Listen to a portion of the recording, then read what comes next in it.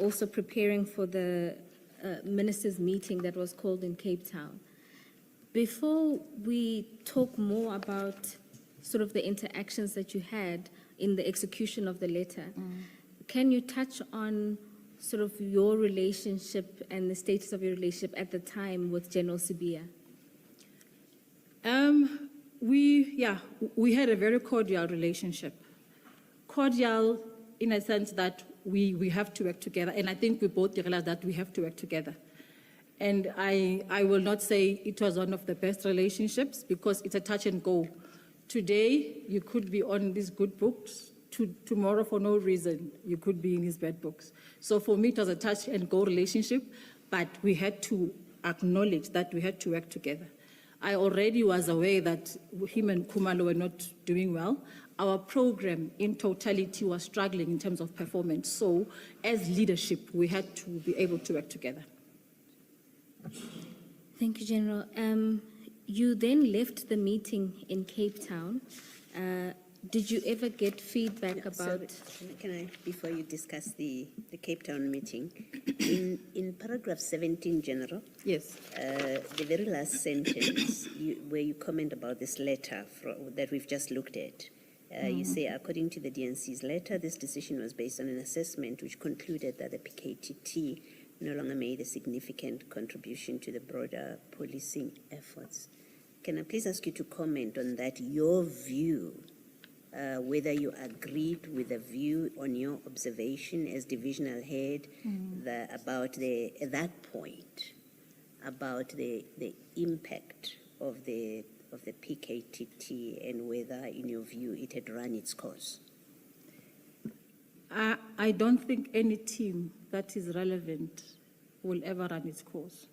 And I don't believe that you have to change something that works because maybe it doesn't work for you. For me, the directive, I was not favored with that assessment that was conducted. And I was not aware if there was an assessment that was conducted. And I didn't ask. Maybe a shortfall on my side, but I took it that maybe definitely they did a study. If Khumalo is saying he's bringing the dockets, maybe there was something in writing that said, indeed, maybe the workload has reduced, or maybe there was something that said the team actually could be, either maybe the detectives must go back to the detectives and all the combat members must go back to their environments. So my understanding of this was based on what I saw. However, knowing what I know, remember this team has been running over a period of time. So I was not sure whether really there was a meeting, because I've missed a number of meetings, like, for example, the 2023 IMC I didn't sit. So I was not sure whether indeed there was a meeting that took place and also that then the team must be disbanded. Yeah. And is it the time of this meeting in February with the minister, and as at today, yes, did you ever become aware of an assessment that was done about the effectiveness of the PKTT? No. And I think I do cover it also towards the end of my submission. Thank you, Commissioner. Thank you, General. When you returned from the Cape Town meeting, did anybody give you a briefing about what would have been the outcome, particularly in relation to this instruction? I think upon my return, Khumalo and I, we arranged a meeting where we then had to sit to say, how do we implement this directive or instruction by the DNC? But there was no other meeting, whether called by the National Commissioner or the Minister, in relation to this. So we actually had to work with what we had before us. And you say in that paragraph 18, I think if I understood you earlier, where you speak about this meeting, earlier your evidence, I think you said this was your first orientation. It was an orientation meeting of the minister and you were presenting to him for the first time. Did I hear you correctly? Not necessarily for the first time, because the minister, I think, met different divisions for the better part of his last 4 months of the year. And I know there was a meeting in November, I was not part of it. So there were he would call it division and say, visible policing, come and present to me. So we were not called as yet. So in this meeting, we were called, but not only the detectives, it was all the divisions. And I think on the agenda, my part, if I remember very well, it was about capacitating the detectives. Yeah. Thank you. So I took it that, because the minister was still trying to understand the functioning of the SAPS. Thank you. General, on that point, just to make sure, in the 5 months in the preceding year, 2024, your division wasn't called to provide a briefing or orientation?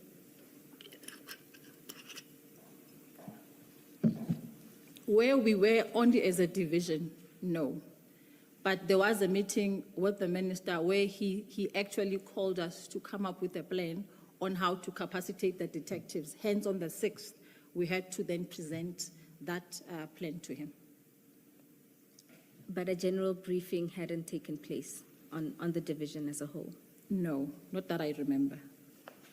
And I'm saying this bearing in mind that my position also requires me to travel. It could have taken place in my absence, but where I was, no. Thank you, General. And Sorry, Ms. Power, I'm very sorry. I'll take you back 1 or 2 steps, General. Okay. You say that on your assessment, the minister was still orientating himself. Yes. Through calling these various meetings with this division, that division, and so on. Oh. So it's a firm view that he was at a stage where he was still orientating himself. It is my view, yes, and it will remain, because I think I've worked in state security. Our strength at the time was 3,000. I worked at NICOC. Our strength, I'm not sure, but we were not probably 2,000 or even less. In the police, when I arrived, the police were almost 200,000. That's like a cumbersome structure. I don't think any police minister will leave having said, I understood the police correctly.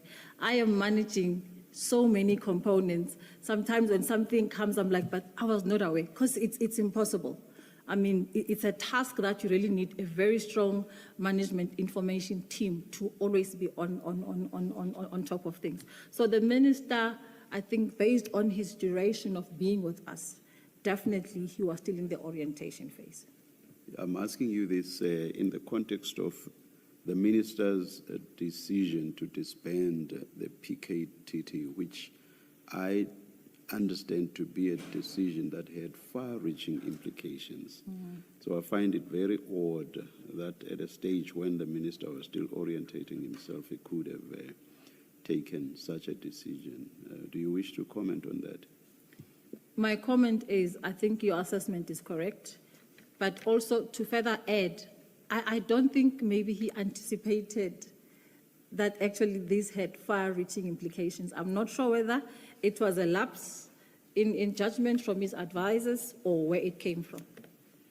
But I don't think it was properly applied, and that's why today we are sitting here. You refer to advisors. Are you aware of any? I know that the minister has... On this decision, advisors with regard... I'm talking about an office, because the minister definitely, having been new or let me say even where he was, there should be people who have got the know-how, who are able to at least orientate and advise him. Thank you, General. Thank you, Commissioner. General, you say that the far-reaching consequences. Mm-hmm. I know somewhere in your statement you speak about the effect on cases that were running. Can you just maybe now that you have mentioned the far-reaching consequences that you think the minister may not have been aware of, what, for example, maybe not for example, just speak to us about that. What are the far-reaching consequences you are referring to? I'll start with, for me, the most strategic one. The police is in a pariah state as we speak because of that decision, meaning that General Masemula and I spoke day before yesterday. He was looking for me and I was in consultation. Then he says to me, you, Musikidi and Dimpane are all in commissions. And I said, yes, General, it's because of what we did. It impacts on our day-to-day functioning, you know, but also on relationships. And I'll start with General Khumalo, who actually had a very good relationship with the detectives. In honest reflection, now he actually has to question who he talks to. And at times he would want to talk through me. That's far-reaching because operationally, when we talk about your intelligence-led investigations, General Khumalo is a pivotal role in us succeeding as detectives. So I'm just sharing with you a few.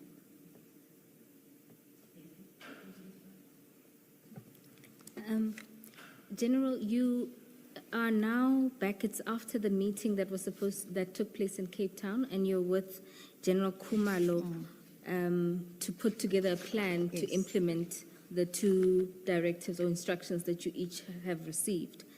And you talk there about developing a plan. What plan was developed and what considerations were you keeping in mind in developing this plan? Okay. What we had in front of us was just an instruction with a framework of what needed to be done. And I think for those who are familiar with the art of war, you need a roadmap in terms of where you are going. And again, we realized that because General Sibiya gave me 7 days on the letter to be able to do all of the actions that he prescribed. And I think if now, on hindsight, that actually there was immediacy to the disbandment.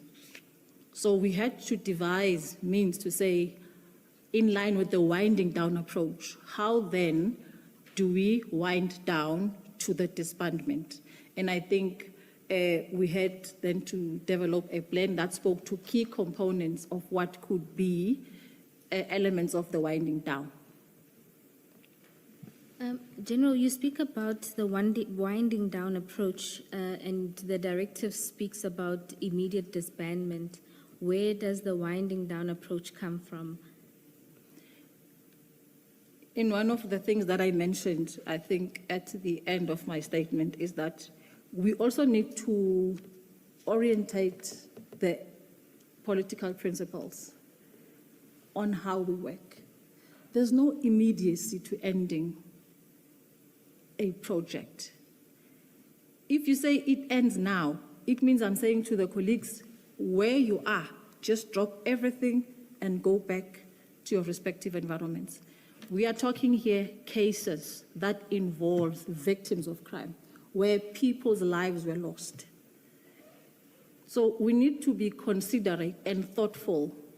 Maybe it's just words in writing or it's English, but in terms of how we implement, we had to be cognizant of what becomes the reality towards winding down. And so, using those considerations, you developed a plan that we've attached as HKS2. Can you briefly summarize the key aspects of the plan? Commissioners, if I may. Apologies, General, it is on page 3 of the annexures bundle. Okay. But can I use paragraph 21 because it's almost the same, and then I'll go to the action plan on the annexures. Is that fine? Yes, General. Okay. The key components of the plan focused on the following. There were 125 dockets under investigation and 10 dockets which were submitted to the NPA for decision, and all of those had to be transferred. And I must, maybe before I get to this one. So General Sibiya said all the workload must come to head office. And my argument always is that I am not a police station. And at head office, we do carry dockets within General Mutsipe's environment in Ninu, and I think to a larger extent in organized crime under General Shibiri's environment. but we are not designed to actually carry dockets. And I'm saying I'm not a police station. General Khumalo Mbuso will tell you, I always say, don't bring dockets to me, I'm not a police station. Because the dockets actually are a key commodity of the police station. So in the discussions, even with the ministers' meeting, I think at the end of the day, it was agreed that those dockets must be removed from the PKTT as a team to the detectives within serious and violent crimes, and that will be a murder and robbery unit. So this then talks to that approach to say that dockets will be removed from the PKTT, but they must immediately go back to their province of origin, that is KwaZulu-Natal, and I think in relation to the 3 other dockets, that would have been Eastern Cape. The second, So each station has got its own murder and robbery. Is that how it works? murder and robbery is a provincial competency because it's a specialized unit. But you will have general detectives at a station working on your normal murder cases. So murder and robbery would take such cases that are specialized or actually that garner national interest. So those will be based at a provincial level, not at a station. So where an instruction is the dockets must go back to, and the members of the PKTT must go back to their stations, what does that mean for what you've just explained? It would mean that, let's start with the members. If members, because we call members on a call-up instruction to join a team. So if that team is decommissioned, they must go back, let me say, to their business unit of origin. It could be a station, it could be at province, it could be at district. In terms of the dockets, I think the PC and the DPC will use their discretion to say this docket should stay with organized crime, with serious violent crimes, or it must go back to the station. Yes. So where you had, say, investigating officers Yes. in these dockets, and that investigating officer now goes back to their station, Yes. because that's the instruction. It means those dockets, if they are going to serious and violent crime, I think murder and serious, I think. Yes. the Yeah, name murder is and there. robbery, yes, yeah. Yeah, if they go, the dockets go there, it means then there has to be a new investigating officer, unless a decision is made by the provincial authorities Yes, to bring that person in. If I respond to you based on the instruction, it meant that those dockets will be removed from those investigating officers and they will be assigned to new investigating officers and those under investigation. Thank you, Commissioner. General, you were telling us about the key elements Oh, of yes. the plan. Yeah, so the second part was that all new reported cases on political killings will be referred to the serious and violent crime investigation units and specifically murder and robbery units in KwaZulu-Natal. In the workload that we also had to look at, and I think this also talks to the letter of the 22nd of April, 297 finalized dockets, 57 withdrawn dockets, and 9 unfounded dockets were to be returned to their stations of origin for archiving, because all of these actually were closed dockets. 114 dockets on the court roll were to remain with the PKTT until they were finalized. Again, if you read this, in relation to what General Sibiya said, that actually even the court-going dockets must be taken away from the team and they must be given to the detectives. And General, why was it your and General Khumalo's approach to have the 114 dockets remain with the PKTT? Why was that necessary? It was not only mine and General Khumalo's view as well. I think National Commission General Musigidi, in the meeting that took place, I think, on the 6th of March with the minister, they supported this approach. And I want to use an example in responding to this question. So a case, so a docket already is placed on the court roll. Let's say it's a rape case. The investigator has been able to establish a rapport with the victim, the victim's family, the witnesses, and they have an understanding, cooperation, and it helps in expediting the investigation. Now, if you bring in a new person, I think in the GBV environment, we call it secondary victimization, because now you have to make this person to relieve the trauma. And it applies to also your serious violent crimes. If somebody's family, maybe it's a murder victim, now you must deal with a different person. And I'll give an example. As I said, I've got a mother whose child was kidnapped and disappeared. And she came to a point where she said, I'm not talking to anybody else. Because every time you bring somebody new, I need to start from scratch. And again, I need to relive the trauma of being a year without my son. So again, it's about taking cognizance of the impact of our decision. When a docket is on the court roll, again, there's a prosecutor, there's a relationship between the IO and the, so you cannot, for me, disrupt that value chain. Because, like I said, it can have far-reaching implications, even on the prospects of success for that particular case. And in addition to those observations, which are quite important, there's also the question of the detective having to study the content of the docket. Yeah. And also get to know what still needs to be done, whereas the original investigator was already flowing or running, as it were. So there will be delays. And that in addition to the observations that you have made, which are quite important. Thank you, Commissioner. And actually, you are now jacking my brain to think even further, particularly on the PKTT. These members are vested in what they do. And I mean, it happens everywhere in many environments, but because it's what we see, they actually make sure that whatever they start, they will run until they finish. And please don't ask me for statistics because I won't be able to give you. I'm just giving you a reflection of what I know and what I've seen. You know, the docket might be given to somebody not with the same zeal, not with the same energy and commitment. So in that sense, again, the family already, if you look at the police, if you look at the perception index of the police, I don't think we're doing so well.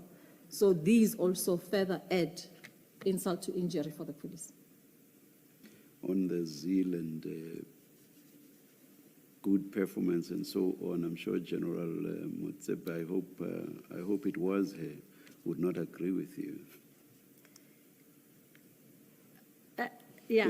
Basically, I understood her to be saying there's nothing special with the PKTT. The rest of the detectives in the country perform as well as the PKTT is said to be performing. Can I add, Commissioner, that actually there's nothing special about any of the units in the police, because we are actually called to do what we do. It's the energy we bring that makes a difference. It's the image we portray to the communities that brings hope that actually my case is in the good hands. So it's a relative response, and I think to be safe, I'll leave it at that, Commissioner. Perhaps now that we are talking about that and the performance, earlier you said because this was a multidisciplinary approach, to which you said General Khumalo added something. I will not go to what it is that he added. General Motsepe said there was nothing special with it, because all of the facilities that you say and other witnesses have said were available to the PKTT are available to all generals, to all detectives countrywide.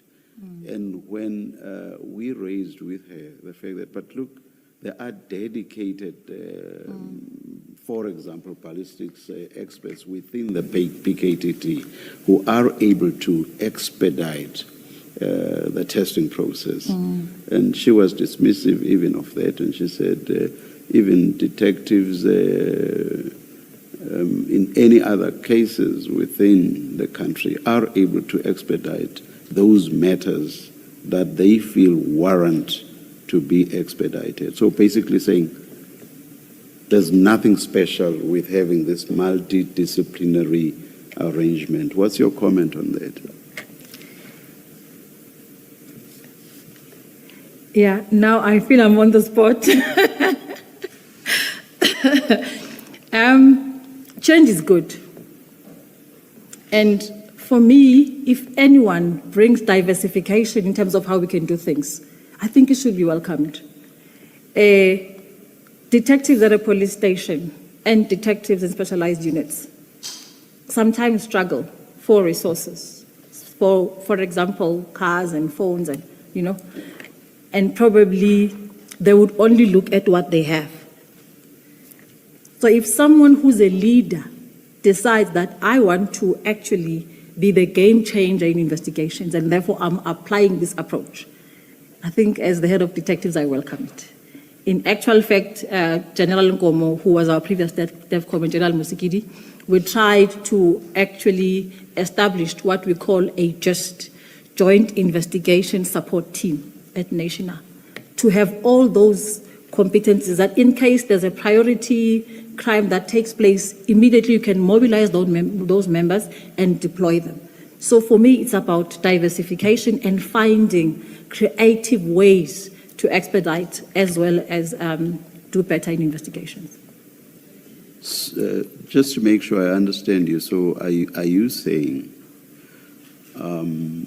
this multidisciplinary approach was more effective than, let me loosely call it, ordinary or the usual approach to detecting crime? I will respond again, Chairperson, by providing a live example. We're busy now with the plan on gang violence in the Western Cape. Whereas you would have some of these dockets being run as individual dockets, only with the detective who still has to go and ask for assistance from the NPA, some go to forensic. Now we are bringing, again, using the same method, all those under one roof, under General Maqashalala, who's a detective. And the NPA is sitting, and because it is an effective methodology, now we even broaden it to include one of the critical elements in investigations, asset forfeiture, because it takes time to actually get that docket ready for court. So we're also looking at other means of hitting the criminals, just over and above criminal investigation. Thank you, General. Thank you, Chair. General, and you say in paragraph 19 that in the course of establishing or developing this plan, what was clear to you was that it wouldn't be possible to implement within 7 days. It was not possible. And is that then what informed this phased approach that you outlined in the plan? Yes. And in general, you speak about a presentation that was then made before the 6 March meeting. Can you talk to us about that? That's at paragraph 20. That presentation, I think, Chairperson, it's on the bundle. So let me just check. It's annexure. It's okay. It's annexure. You can. Okay, it's annexure 8KS 2, no? 3. 3. Okay, HKS 3. No, 3. Oh, yeah. No. Here it is. It basically was providing the minister with a proposal for his approval of ensuring that this is a process-driven disbandment. And General Khumalo, because he carried the caseload, prepared all the cases and their status as outlined in General Sibiya's letter to me and to him. But what is critical, I think it is the page 10 of that plan. So over and above the proposal, an action plan was developed, which we call the implementation plan, which then sets out actions that were supposed to be undertaken in the winding down and provided the due dates and people responsible. But I must add that of all the actions, the most important action for the meeting was action number 3, that was the handing over of the dockets under investigation to the DevCom, Detective and Forensic Services. And General, just so that we can understand, when the plan says hand over the dockets under investigation, practically what were you envisaging? Because already we had, through General Khumalo, done an assessment of how many dockets were there. It meant exactly that. So General Khumalo was supposed to physically hand over the dockets to the detectives under my command as set by the plan. That's what it meant. To the detectives, not to you? I actually see this as a position because in my absence, General Mokhale became the acting DevCom. So the dockets returned. It was not me, it was General Mokhale. So it returned to the position of the Divisional Commissioner, Detective and Forensic Services. So that would be a position that I occupy. So directly, that is me. Okay, General, and so this plan was then presented at the meeting on the 6th of March. Yes. Can you tell us about that meeting? Yeah. In that meeting, as General Khumalo was presenting, as I said earlier, General Sibiya, I think the minister, were of the view that even the dockets on the court roll should be handed over. But after discussions, let me also hasten to add that, commissioners, part of the plan included the reduced number of members who would now remain in the PKTT in view of the fact that only the 114 dockets will remain. So which means you don't need the whole lot. I think there were over 90, if I'm not mistaken. The number was reduced to 68. So that was one of the other key critical components of the plan. So in that meeting, I think the argument that the 114 dockets must remain with the PKTT won. Nothing. Sure, I would do honestly.